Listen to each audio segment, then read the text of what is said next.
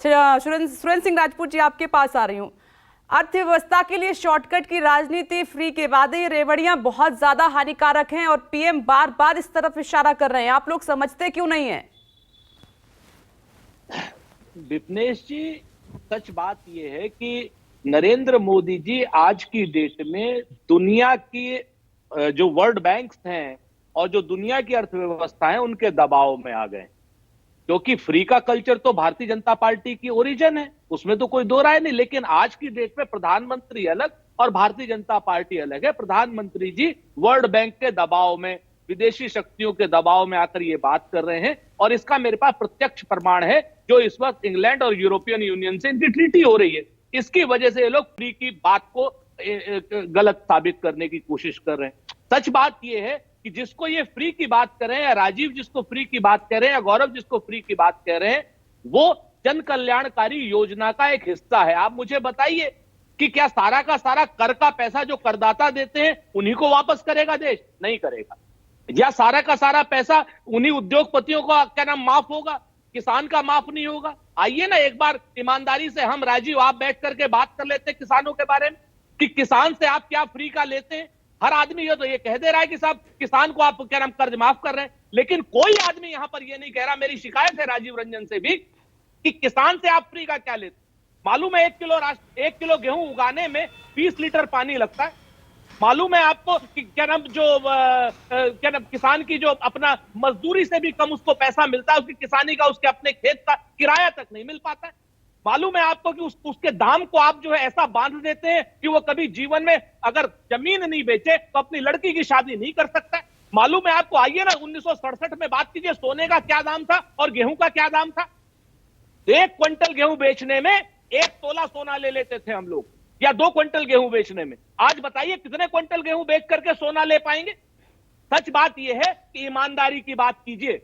जब ईमानदारी की बात करेंगे तब आपको पता चलेगा कि गरीब आपको क्या देता है और अमीर आपको क्या देता है। क्योंकि अमीर के पास एक कॉकस है, अमीर के पास प्रधानमंत्री का एक कॉकस, अमीर के पास भारतीय जनता पार्टी के लोग हैं, हम दो हमारे दो वाले। तो उनकी कोई बात नहीं करना कि उनको क्या फ्री में मिल रहा है। इतनी इतनी कंपनियां इनकी एनसीटीएल में चली जाती हैं, लेकिन ना अडानी के ऊपर कोई फर्क, ना अंबानी के ऊपर कोई फर्क, ना एसआर के ऊपर कोई फर्क।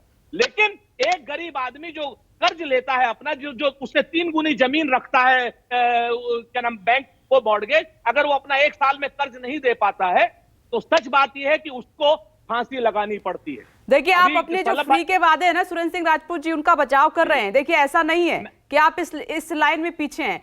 राजीव का जिक्र आपने किया। राजीव, आप कुछ कहना चाहेंगे? क्योंकि सुरेंद्र सिंह राजपूत जी को आपसे बहुत शिकायत है। फिर मैं रीना गुप्ता जी का रुख करती हूँ। नहीं, मुझे राजीव से शिकायत नहीं है, इस सिस्टम से शिकायत। राजीव तो फिर जनता के हाथ। राजीव, कुछ कहना चाहेंगे आप? फिर डिबेट को आगे बढ़ाती हूँ।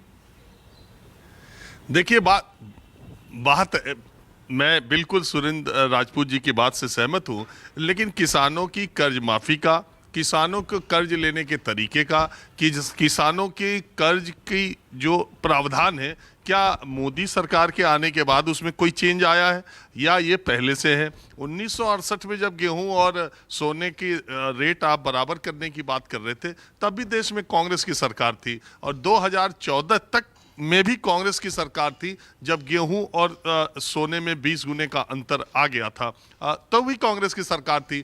तो ये 8 वर्षों में नरेंद्र मोदी ने कोई चमत्कार कर दिया हो, मैं ऐसा नहीं मानता, किसी भी नकारात्मक दृष्टि से भी और सकारात्मक दृष्टि से भी। तो ये चीजें, किसान तो मरता आया कांग्रेस के सरकार में भी, किसान मरता आ रहा है मोदी सरकार में भी, और इसमें कहीं कोई दो राय नहीं कि किसानों की समस्याओं का समाधान किसी सरकार ने सही तरीके से किया। प्रधानमंत्री नरेंद्र मोदी आने से पहले सत्ता में कहते थे कि 2022 में किसानों की आय 2 गुनी हो जाएगी, जबकि किसानों का खर्चा 2 गुना हो गया। जब 40 लाख की मर्सिडीज वाला जितने रुपए लीटर में डीजल भरवाता है, उतने ही लीटर में ट्रैक्टर वाला भी डीजल भरवाएगा, तो फिर वो डिफरेंस कैसे खत्म होगा? जहां तक बात आप कर रहे हैं किसानों की समस्याओं को दिखाने और बताने की, तो पुरजोर कोशिश इस देश की सारी पार्टियों ने की है, लेकिन एड्रेस किसने किया चौधरी चरण सिंह के अलावा, ये किसान खुद ही आपको बता देंगे। लेकिन बात यह है कि चूंकि वो बड़ा वोट परसेंट है, चूंकि किसान मैं ये हमेशा मानता हूं कि किसान थोड़ा अपने फायदे को जल्दी देखता है। जैसे ही उसको बिजली के बिल माफी की बात आती है, जैसे ही उसको अपने कर्जे की माफी की बात आती है, चुनावी दौर में वो बस इमीडिएट अपना वो फायदा देखता है। अभी क्या हुआ, उत्तर प्रदेश में चुनाव हुए, सिंचाई के लिए बिजली मुफ्त की बात की गई। अब आपको मालूम है पश्चिमी उत्तर प्रदेश के, मैंने रिपोर्ट भी किया था, पश्चिमी उत्तर प्रदेश के कम से कम 12 जिलों में बिजली के नए मीटर लगाने गए। वो नए मीटर इतने तेज चलते हैं, किसानों ने बिजली वालों को दौड़ा दौड़ा कर अपने यहाँ लगाने नहीं दिया कि भाई जब योगी सरकार ने कहा था कि सिंचाई की बिजली मुफ्त होगी तो फिर तुम नया मीटर, और ये मीटर तेज चलता है, वो उनके तर्क बड़े मजेदार टाइप से है। तो ये मीटर तेज चलता है, आप मीटर क्यों लगाने आ रहे हो, हमारा जो फिक्स्ड चार्ज था वो चार्ज लिया जाए।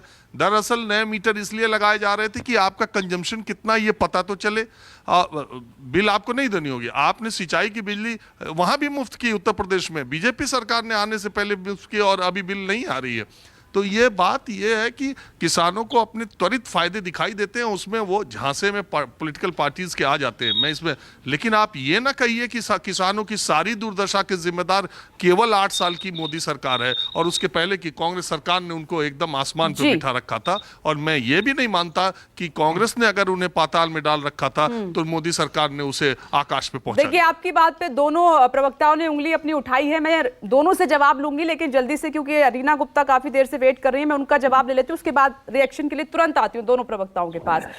नमस्कार, मैं हूं मानक गुप्ता। अगर आपको हमारा ये वीडियो पसंद आया हो तो इसे लाइक और शेयर जरूर करें, और हां, हमें सब्सक्राइब और फॉलो करना ना भूलें ताकि आप देश और दुनिया की कोई खबर मिस ना करें। तो जुड़े रहिए हमारे साथ और देखते रहिए न्यूज़ 24।